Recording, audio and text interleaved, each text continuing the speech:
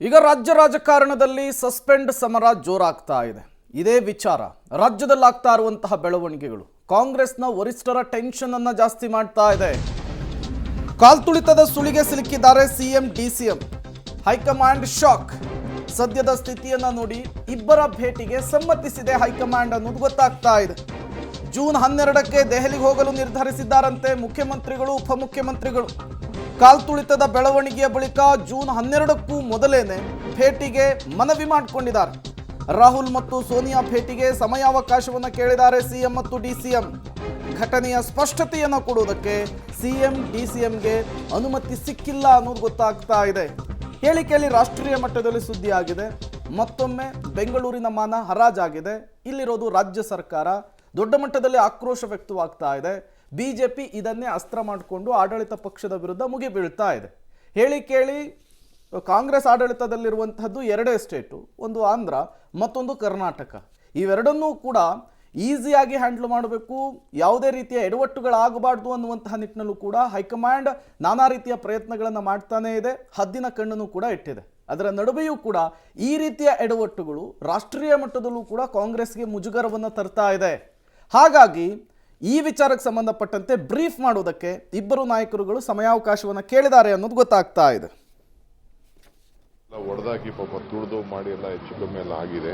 ಆಗಿಂದ ನಾನು ಸಮರ್ಥನೆ ಮಾಡ್ಕೊಳ್ತಾ ನಾನಿಲ್ಲ, ಸಮರ್ಥನೆ ಮಾಡ್ಕೊಳ್ತಾ ಇಲ್ಲ ನಾನು. ಬಟ್ ಅತಾಚುರಿ ಆಗಿದೆ. ಆಗಿದ್ನ ನಮಗೆ ಭಾಳ ನೋವಾಗಿದೆ. ಆ ದುಃಖದ ಎಲ್ಲ ಕುಟುಂಬ ಜೊತೆಲಿ ಇದಾಗಬಾರ್ದು. ಇಡೀ ದೇಶದಲ್ಲಿ ನಮಗೆ ಅವಮಾನ ಆಗಿದೆ. ಇದರಲ್ಲಿ ಬಿಜೆಪಿ ರಾಜಕಾರಣ ಮಾಡ್ತಾರೆ, ಅವ್ರು ಮಾಡ್ಕೊಳ್ಳಿ. ಅಂದಮೇಲೆ ಅವ್ರು ಯಾವಾಗಲೂ ರಾಜಕಾರಣ ಮಾಡ್ತಾರೆ. ಅವ್ರು ಹೇಳೋದೊಂದು ಮಾಡೋದೊಂದು.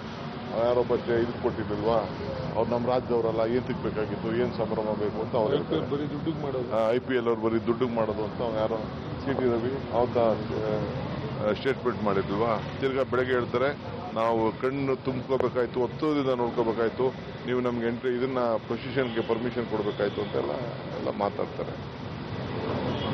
ವಿಧಾನಸೌಧ ಎದುರುಗಡೆ ನೀವೇ ನೋಡಿದ್ರಲ್ಲ, ಜನ ಕಂಟ್ರೋಲ್ ಇಲ್ಲದೆ ಎಲ್ಲ ನಿಮ್ಮ ಮಾಧ್ಯಮದ ಮೇಲೆಲ್ಲ ಎಲ್ಲ ಕಲ್ಲು ಬಿಸಾಕೋದು, ಕಡ್ಡಿ ಬಿಸಾಕೋದು, ಮರ ಬಿಸಾಕೋದು, ಕೈಗೆ ಏನೇನು ಸಿಗ್ತದೆಲ್ಲ ಬಿಸಾಕೋದೆಲ್ಲ ಮಾಡ್ತಾ ಇದ್ರು.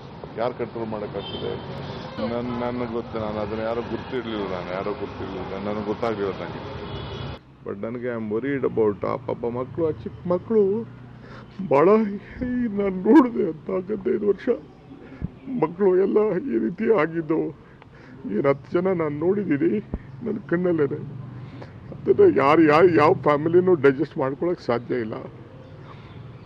ಪೊಲೀಸ್ ಕಮಿಷನರ್ ಅವರು ನನಗೆ ಇಮಿಡಿಯೇಟಾಗಿ ಒಂದು 10 ಮಿನಿಟ್ಸಲ್ಲೇ ಕ್ಲೋಸ್ ಮಾಡ್ಸೋಕ್ಕೆ ಒಂದು ಮಾಡಿ ಅಂತ ಹೇಳಿದ್ರು. ಇಮಿಡಿಯೇಟ್ ನಾನು ರಶ್ ಮಾಡಿದೆ ಅಲ್ಲಿಗೆ. ಪಾಪ ಅವ್ರು ಪೊಲೀಸ್ ಕಮಿಷನರ್ ಬಂದು ಹೇಳಿದ್ರು, ಕೊಡೋಣ ಪಾಪ ಅವ್ರಿಗೆ ರಾಜೀನಾಮೆ ಕೇಳ್ತಾ ಇದ್ದಾರೆ, ಕೊಡೋಣ, ಅವ್ರ ಆಸೆ ನೆರವೇರ್ಸೋಣ. ಯಾವ ಇಮೇಜ್ ಅವಶ್ಯಕತೆ ಇಲ್ಲ. ನಮ್ಮ ಹೆಣದ ಮೇಲೆ ರಾಜಕಾರಣ ಅವ್ರು ಮಾಡ್ತಾ ಇದ್ದಾರೆ. ನಮಗೆ ಸಿನ್ಸಿಯಾರಿಟಿ ಇದೆ. ಇವ್ರು ಏನೇನು ಯಾವ ಸಂದರ್ಭದಲ್ಲಿ ಇವ್ರ ಕಣ್ಣೀರು ಏನೇನಾಯ್ತು ಎಲೆಕ್ಷನ್ ಟೈಮಲ್ಲಿ, ಆಗ ಎಷ್ಟು ಜನ ಯಾವ ಕಣ್ಣು ನೀರು ಒರೆಸಿದ್ರು. ನನ್ನ ಬಟ್ ಮಾಡಕ್ಕೆ ಏನಿದೆ, ಅವರು ಸ್ಟೇಡಿಯಂ ಹೋಗಿದ್ದೆ, ಏನು ತಪ್ಪಿದೆ ಬೆಂಗಳೂರು.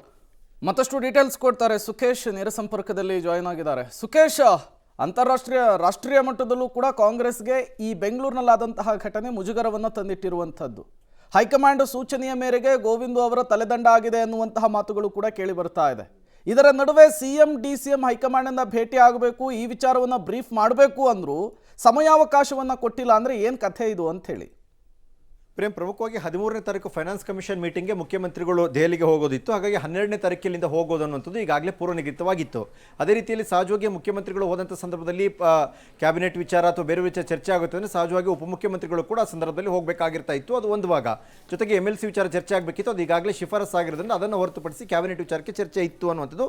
ಹಾಗೆ ಹೈಕಮಾಂಡ್ ಭೇಟಿಗೂ ಕೂಡ ನಿರ್ಧರಿಸಿದರು.